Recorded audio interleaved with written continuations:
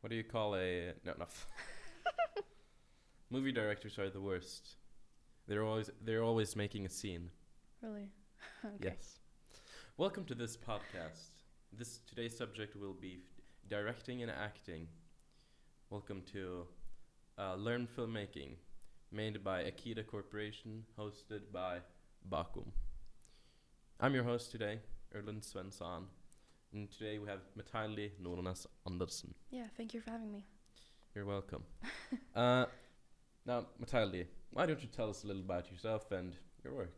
Yeah, so I started filmmaking about a year ago. I was introduced by acting because post-COVID I quit dancing and then I just randomly wanted to start acting, and film acting interested me the most. So I just started to kind of like find my ways into that by like this Facebook group where they like posted like, oh, we need actors for this movie and we need actors for this short movie. So I started joining on there, but I quickly figured out that they didn't necessarily need girl, late teenager. They didn't necessarily always need that, so there weren't that many roles for me at that time. So I decided that I will make my own movies so that I could act in to build my resume and my show reel, so that I could build a resume so that I could later get an agent. And in that process, I figured out that I also really enjoyed making movies as well. And that's where it started, basically. Yeah. That's really interesting because one of the next question was, why don't you tell us a little bit about this movie, which we found. Yeah. That was a small, funny movie. I had a small role in. Which I found a casting call on a Facebook group, and was, probably the main reasons why I became a member of Bakum. Yeah.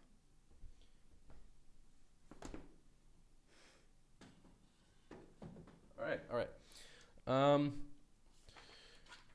Filmmaking is a vast and filmmakers may be different people. Who do you consider a filmmaker, and what is a filmmaker? Well, filmmaker is someone who makes movies, I guess. I don't know, I mean, some people do it to talk about specific subjects.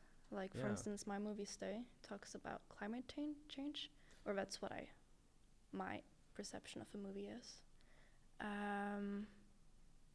I don't know if that answers your question. Well, it sort of does.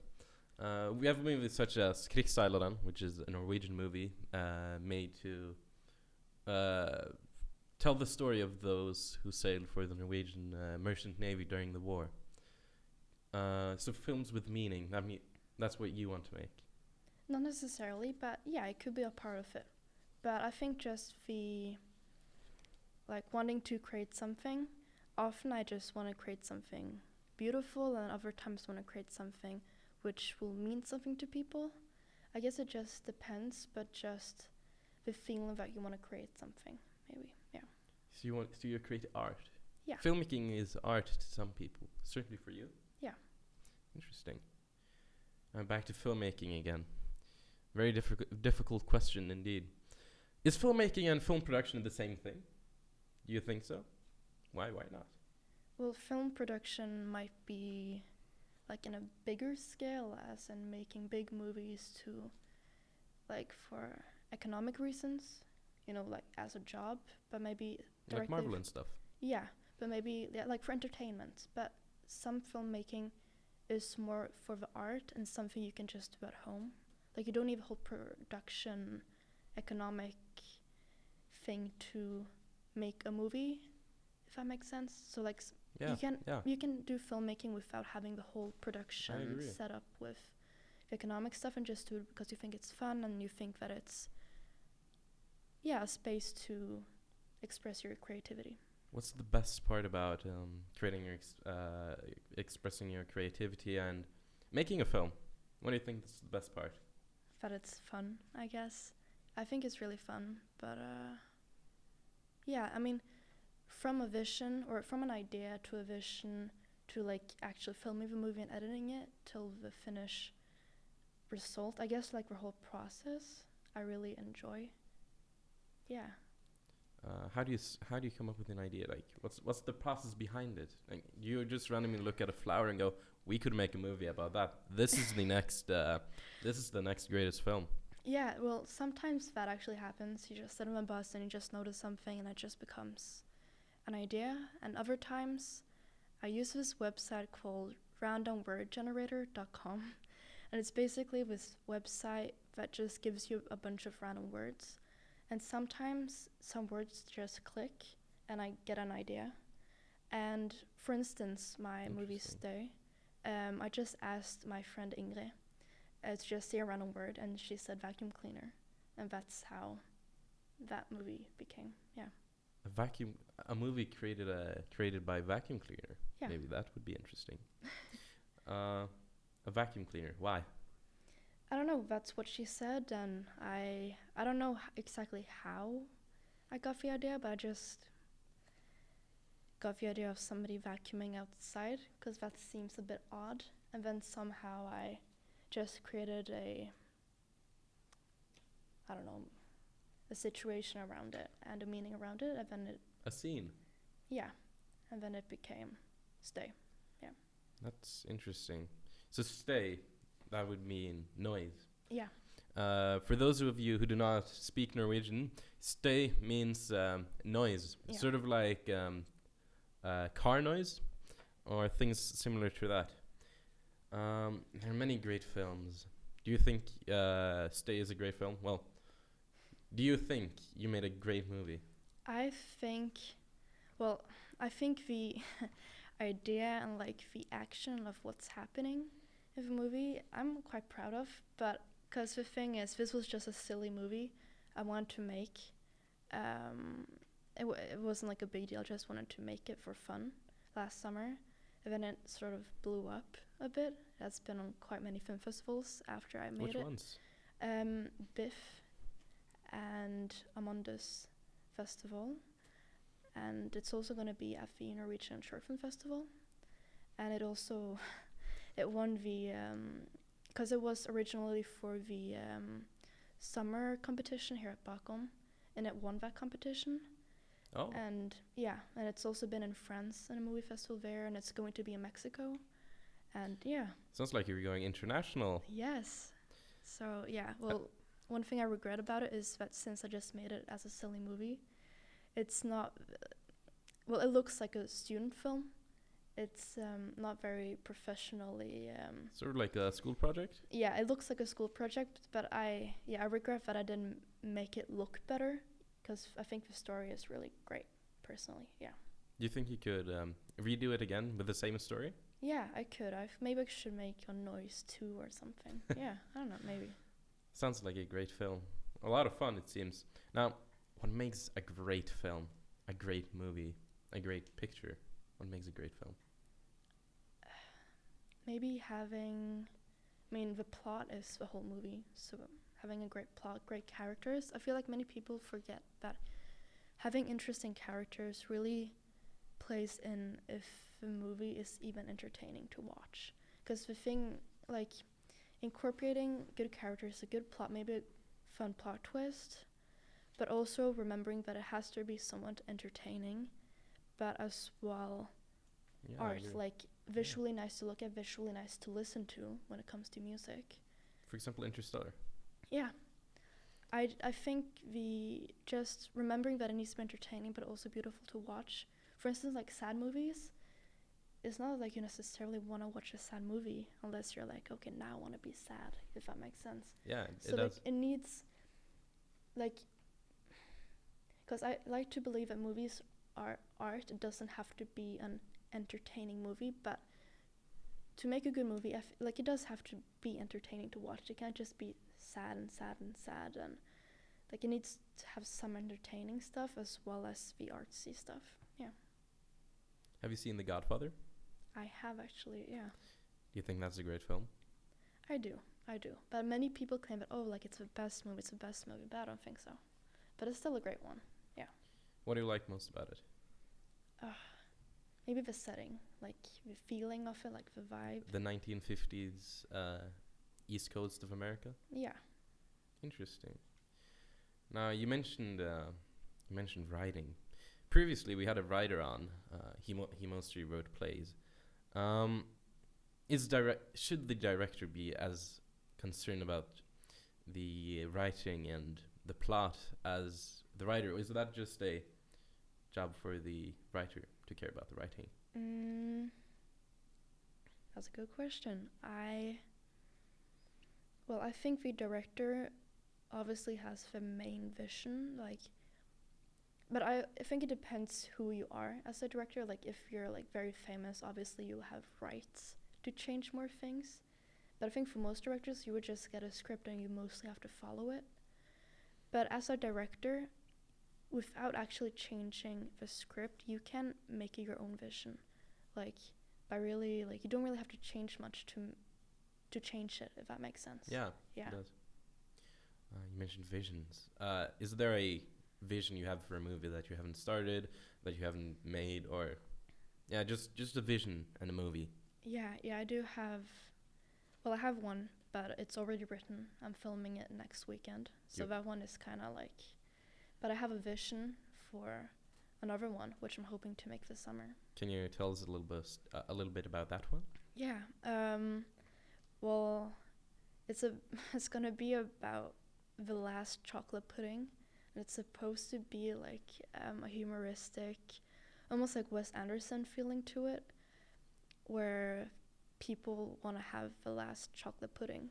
So it's like a concept where there's just one chocolate pudding left in the entire world, and people would do anything to get that chocolate pudding. How did you come up with this idea? It seems like a quite silly one. Yeah. Well, because I'm in an exchange year in France right now. Tell us a little about that afterwards. Yeah. And in France, they always have dessert for each of their meals. And we always get these chocolate puddings. And I just thought it would be funny since everybody seems to love chocolate puddings there. I mean, who doesn't? But they just have it everywhere in France. So I just thought, what if they just weren't there and we just had one left? How desperate would people be to get the last one? Yeah. Truly desperate. Well, I love chocolate pudding. Do you? Yeah, well. Who doesn't? Well, I think that would be a truly intense competition. Yeah. If you were to be the person who handed out the very last chocolate pudding in the world, and you couldn't, it couldn't be yourself, how would you determine who would get the last chocolate pudding in the world? That's a good question. Maybe, I don't know, I like being democratic, but that's maybe a too simple answer. I would probably just give it to my best friend. As simple as that, yeah. Simple. Now France. Why France? Because I love them. Well, more specifically, why did you choose to go on exchange? And what have you learned? What have you gained? Yeah. So I think I just chose to go to an exchange year, specifically to France, because I had French in school. So I was like, yeah, I can properly learn French or something. But why I actually chose to travel, or I don't really know. I think I just wanted to, I guess. Yeah, and I don't know. It's not specific things. Obviously I've become better in French, but it's not specific things I feel like I've learned. It's more of that I've changed as a person, but there's not specific things I can say that I've learned. It's more you kind of growing up a bit. Yeah, faster. growing as a person. Yeah. What's your best experience in France? What's the best thing you've done? It was probably when my best friend Ingrid, the same girl as previous, she came and visited me in Paris. Oh. So we had a little a weekend in Paris together. So that was really fun. Yeah. Oh, sounds like fun. Have you been to the Eiffel Tower? I have actually. Yeah. Was it a long wait? A little long wait, maybe 30 minutes, but it's not too bad. Yeah. Could you ever think about, would you ever make a film in Paris? Oof. Maybe. If I have the opportunity, I probably would. Yeah. Yeah, it seems like a perfect location for many different things. Yeah. Now, how do you start directing a film? What is the process? How do you...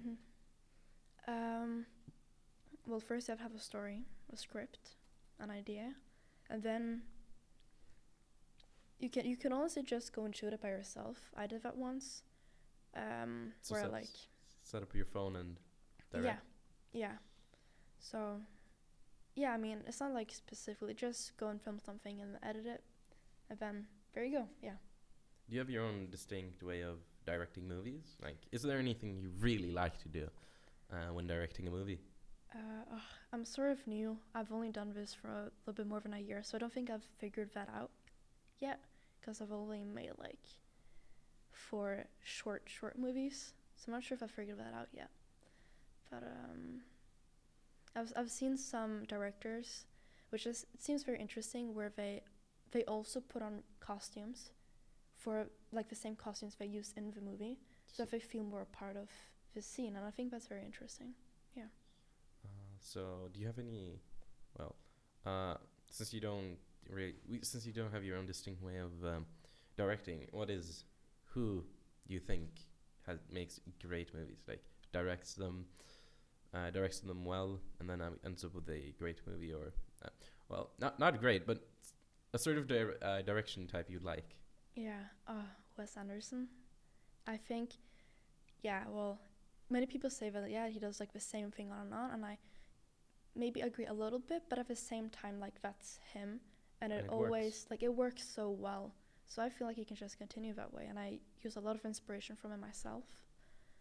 So yeah, I think Wes Anderson is a great director, and yeah, probably Wes Anderson. Yeah.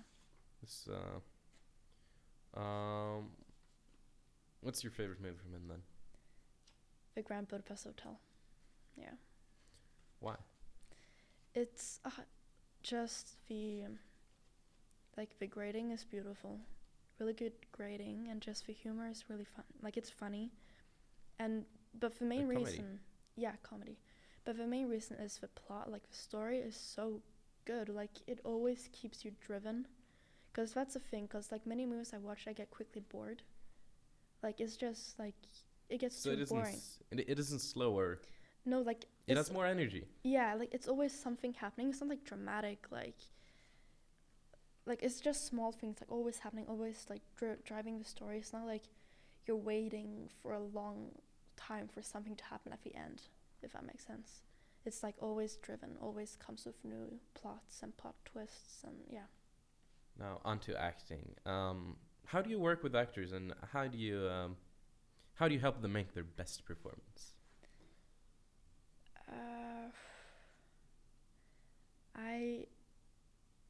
I try to not act myself a character, but kind of feel for myself who the character is, almost like pre-act the characters, if that makes sense, so that I properly know who they potentially could be. I mean, it's up to the actors who they become, but so do you understand what I mean? I kind of try to feel on each character myself, and then try to explain or give examples and almost act with the actors on the character.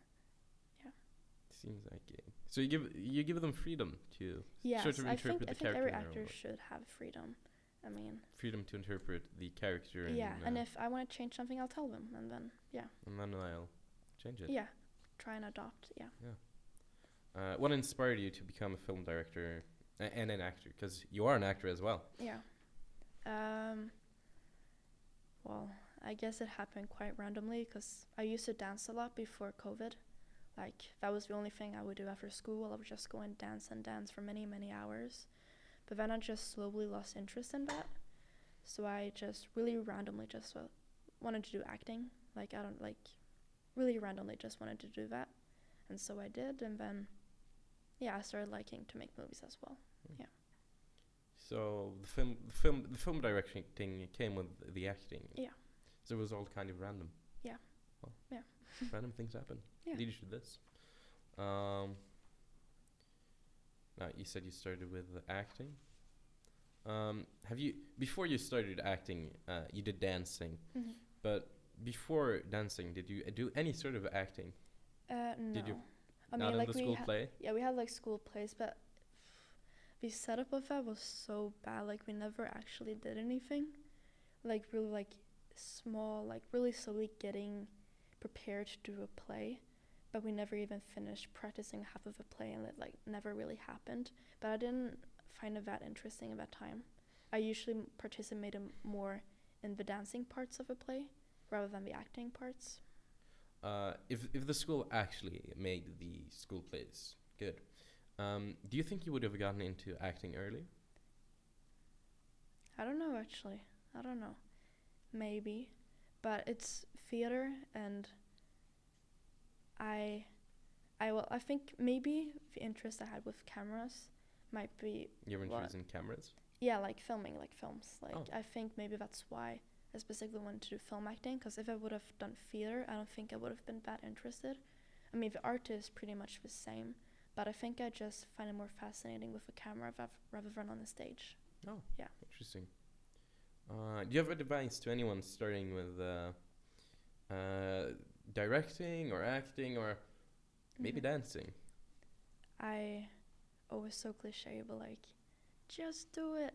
I mean, like, I don't know what else I could tell them, because like that's basically what you have to do.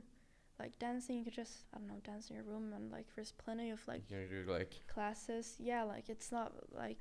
And acting, again, like just like find scripts online and like make self-tapes, and like I'm sure there's like theater classes or something. And like with directing, just write something, again, be as simple as somebody breaking up with another person or something like that, and just film it and edit it and then finish. Yeah. Oh, that's really interesting. Thank you for being here, Mathaildy. Yeah, thank you. It's been great. This podcast was hosted by Bakum and Akita Corporation. Thank you for watching or listening, if you do that. Goodbye.